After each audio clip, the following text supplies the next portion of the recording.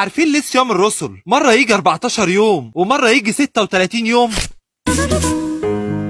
كل سنة بتكون مدة صيام الرسل مختلفة عن السنة اللي قبلها ومش ثابتة زي بقية الصيامات، وده لأن اللي بيتحكم في مدة صيام الرسل هو ميعاد عيد القيامة نفسه اللي بيتغير كل سنة. فلو جه عيد القيامة في ميعاد بدري من السنة بيكون صيام الرسل ساعتها مدته أطول، ولو اتأخر ميعاد عيد القيامة صوم الرسل بيقصر، لأن صيام الرسل ليه نهاية واحدة بس ثابتة وما بتتغيرش، وهي يوم 5 أبيب واللي بيكون عيد الرسل. وعلشان كده الفرق اللي بيطلع لنا كل سنة ما بين عيد حلول الروح القدس ويوم 5 أبيب بيكون هو ده فترة صيام الرسل. وانت كمان صلي معايا وقول: أنا بشكرك يا رب، أرجوك خليك دايما جنبي، فرحني يا رب وقويني، وابعد عني عدو الخير وكل أفكار ومحاربات الشريرة، واحفظني من كل شر وكل هم وكل تعب.